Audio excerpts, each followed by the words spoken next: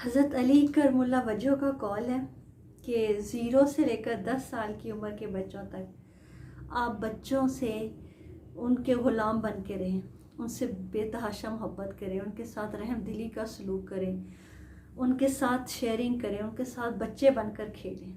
लेकिन जब वो 10 साल की उम्र से क्रॉस कर जाएं और 20 साल की उम्र तक आप उनके हाकिम बन जाएं और उन्हें महकूम बना लें, यानी उस वक्त टाइम है कि अब आप अपनी बात उनसे मनवाएं। और जब बच्चा 20 साल से क्रॉस कर जाए ऑनवर्ड, तो फिर आपने उसके साथ दोस्ताना रवैया रखना है, फ्रेंडशिप का रवैया रखना है। ये बुनियादी असूल है असल में हर उम्र के बच्चों की तरबियत का, जो कि मैंने आज आपको वीडियो के स्टार्ट में बता दिया। अब मुख्तलिफ क्वेश्चंस आते हैं कमेंट्स में कि अगर बच्चा बहुत ज़्यादा बिगड़ा हुआ हो, ज़िद्दी भी हो, हर धर्म भी हो, बदतमीज़ भी हो, हाथ भी उठाता हो, तो फिर ऐसे बच्चे का क्या किया जाए।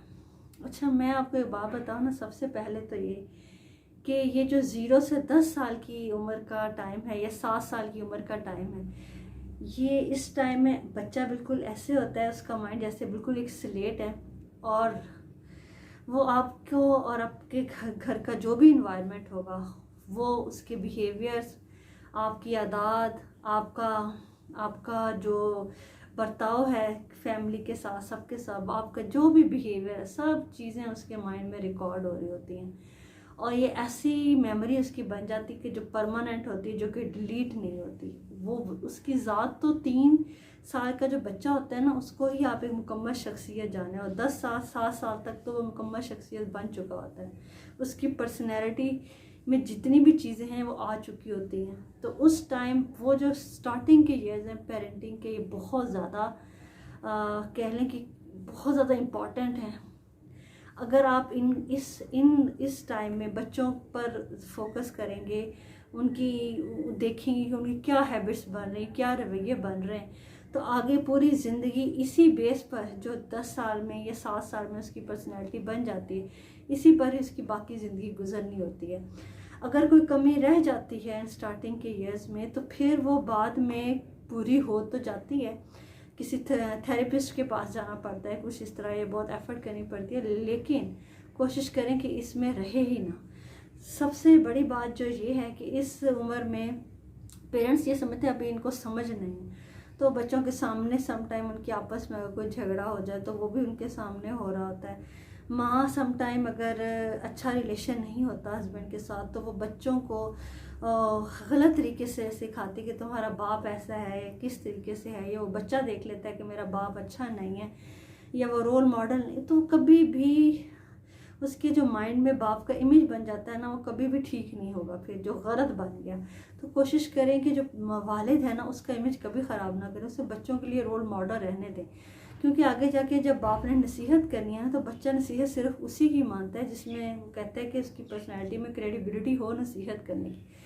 अगर बच्चे को ये लगे कि मेरा बाप है ही नहीं इस काबिल कि वो नसीहत मुझे कर सके, तो वो सारी ज़िंदगी अपने बाप को अच्छा नहीं समझेगा, अपने बाप को हीरो नहीं मानेगा। अगर अपने बाप को हीरो नहीं मानेगा, तो उसका अपने बाप का दिल, उसके दिल में अपने बाप का एहसास भी ख़त्म हो जाएगा। मतलब अगर उससे ज़िंदगी में आगे कोई गुनाह हो जाता है, कोई गलती हो जाती है कुछ ऐसे, तो वो गलती करने से पहले ये सोचेगा, अगर उसका अपने बाप के साथ कनेक्शन अच्छा है, तो कि अगर मेरे बाप को पता चला तो वो क्या सोचेगा मेरे बारे में, वो कितना हर्ट होगा। लेकिन अगर कोई कनेक्शन होगा ही नहीं ऐसा मोहब्बत का, प्यार का, तो वो फिर क्या सोचेगा, कुछ भी नहीं सोचेगा, उसे फ़र्क ही नहीं पड़ेगा उसका बाप उसके बारे में क्या सोचता है, वो जो मर्ज़ी करे। तो इस तरीके से ना बच्चे की जो पर्सनैलिटी होती है वो टोटली तबाह हो जाती है। तो हमें चाहिए कि एक तो रोल मॉडल बन के रहें, दूसरा ये कि मोहब्बत से पेश आए, रहम दिली से पेश आएँ, और तीसरी बात यह है कि अगर आपसे कभी गलती हो जाए ना, बड़ों से भी गलती हो जाती है, तो गलती अगर पेरेंट्स से हो जाए तो पेरेंट्स माफ़ी मांगने में पहल करें। क्योंकि बच्चे आपसे सीखेंगे कि अगर उनसे गलती होती है ना, तो वो माफ़ी मांगने में पहल करते, तो हमसे गलती होगी तो हम भी उनसे माफ़ी मांगेंगे। इस तरीके से ना सिर्फ वो आपसे, बल्कि वो अगर गलती होगी, गुनहगार होंगे, तो वो अपने अल्लाह से भी माफ़ी मांगेंगे। इस तरीके से उनका अल्लाह के साथ भी कनेक्शन मजबूत होगा। ये चीज़ें होती हैं। ये तो कुछ क्वेश्चन से, लेकिन अगर कुछ लोग कहते हैं कि अगर स्टार्ट में सपोज उसकी उम्र गुजर गई है, 7 से 10 साल से ऊपर हो गया और वो बिगड़ा हुआ है, किस तरीके से, तो फिर क्या किया जाए। देखिए अगर आप वो उम्र के किसी भी हिस्से में है और अगर वो इस तरीके से हो गया, आप उसको पहले अपना बनाएं, उसे बेतहाशा मोहब्बत दें ताकि उसकी पर्सनैलिटी में जो खला पैदा हो गया था ना वो ख़त्म हो जाए। जब बच्चे की पर्सनैलिटी का वो खला ख़त्म हो, फिर उसे कहीं जाके नसीहत करें, फिर उसे समझाएं, तो तब जाके वो आपकी बात सुनेगा भी, मानेगा भी। और ये बिहेवियर कभी एक दिन में नहीं बदलता, ये चंद दिनों में नहीं बदलेगा, ये आहिस्ता आहिस्ता आप इसमें चेंज है। अगर आप फ़ौरन कहेंगे ना कि बस 1-2 दिन में ठीक हो जाए, हफ्ते में ठीक हो जाए, तो बिहेवियर बनने में बड़ा टाइम लगता है, और अगर ख़राब हो जाए तो उसको संवरने में भी टाइम लगता है। ये बात ज़हन में रखनी चाहिए।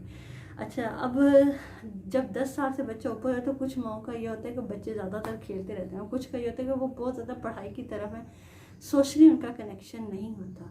लेकिन जो बच्चे ज़्यादा पढ़ाई की तरफ है अच्छी बात है, लेकिन सोशली कट ऑफ ना हो। अगर वो सोशली कट ऑफ हो तो उनकी पर्सनैलिटी जो है ना वो कभी भी सही तरीके से डेवलप नहीं होती। कोशिश करें कि वो गेम लाजमी करें, वो सोशली कनेक्ट हों, वो अपने दोस्तों को भी टाइम दें, घर वालों को भी, और अपना पढ़ाई की तरफ ज़्यादा तवज्जो दें। लेकिन जो बच्चे ज़्यादातर खेलते ही रहते हैं, क्योंकि बच्चों का ज़्यादा फोकस 10 साल के बाद ज़्यादा खेलने पर हो जाता है, तो पेरेंट्स इस वजह से भी बहुत परेशान होते हैं। तो कभी भी वो अच्छे नंबर तो नहीं ले सकेगा। पहली बात, उसे अच्छा स्टूडेंट बनाने के लिए, अच्छा तालिब इल्म बनाने के लिए उसकी खेल को कम करना चाहिए और उसे पढ़ने के लिए मोटिवेट करना चाहिए, क्योंकि पढ़ाई बजाते खुद एक बहुत बोरिंग चीज़ है। उसके पीछे उसका मकसद बताना चाहिए बच्चों को कि इसके पीछे जुड़ा हुआ मकसद क्या है, जिससे इंसान को लगाव होता है, उस मकसद को हासिल करने के लिए वो पढ़ता है। तो इस तरीके से बच्चे पढ़ाई की तरफ आएंगे। और वो कभी कभी खेल लिया करें, बहुत ज़्यादा बेहतर, लेकिन मुसलसल खेलना भी बच्चों के लिए ठीक नहीं, क्योंकि जो उनका बेसिक काम है असल में एजुकेशन लेना, वो बहुत ज़्यादा ज़रूरी है। और बच्चों को एजुकेशन दिलवाएं, तालीम दिलवाएं, लेकिन इसका हरगिज़ मतलब ये नहीं है कि आप ये भी करें कि वो टॉप करें या स्कूल टॉप करें या बोर्ड टॉप करें। ऐसा प्रेशराइज भी बच्चों को हरगिज़ मत करें। अच्छा जी, उसके बाद हम बाकी बहुत सारी चीज़ें बच्चों को सिखा रहे हैं, कर रहे हैं। बच्चे को नमाज और कुरान पाक की तालीम भी दें, उन्हें अपने अमल से दीन की तरफ लाएं। ठीक है, किस तरीके से, अगर वो कोई गलती कर लें या कभी उनसे कोई भूल चूक हो जाए, उन्हें डांट डपट या मारे नहीं, क्योंकि दीन में ज़बरदस्ती नहीं है।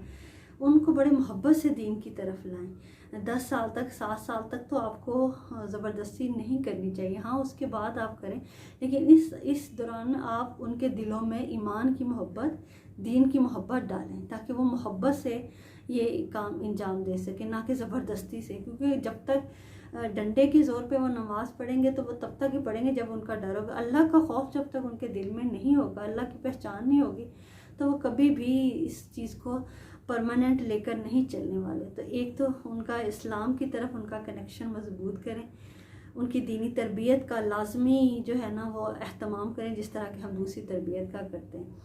और बच्चों के साथ जितना हो सके, मैं पहले बता चुकी हूँ, रहमदिली से, मोहब्बत से पेश आना चाहिए। और तीसरी चीज़ जो बहुत ज़्यादा इम्पॉर्टेंट है बच्चों की तरबियत में, अगर बच्चे ज़िद्दी हैं, सब कुछ आप देख रहे हैं, सब हो गया है, बिगड़ गए हैं क्या, उनका हसार भी लाजमी किया करें। हसार मतलब जब वो बच्चे सो जाएं, आयतुल कुर्सी वगैरह, ठीक है ना, कुल 4 कुल जो होते हैं ये पढ़े, उन पर भूगे। तो इस तरीके से ना बच्चा अल्लाह ताला की रहमत के हसार में आ जाता है, बद नज़र से, इन चीज़ों से महफूज रहता है। हमने ये बात सुनी है कि नज़र लग जाती है, नज़र बुरी जो होती है ना वो लगती है। इसकी क्या रीज़न है कि ऐसी एनर्जी होती है आँखों में कि जो जब ट्रांसफ़र होती है और हसद की निगाह होती है तो उसमें बच्चे को नुकसान पहुंचता है। तो अगर आप इस तरीके से उनकी हसार बंदी करेंगे तो बच्चे अल्लाह ताला की रहमत के हसार में रहेंगे, और अल्लाह ताला बच्चों को भी तौफीक देता है कि वो अच्छे रास्ते पर चलें।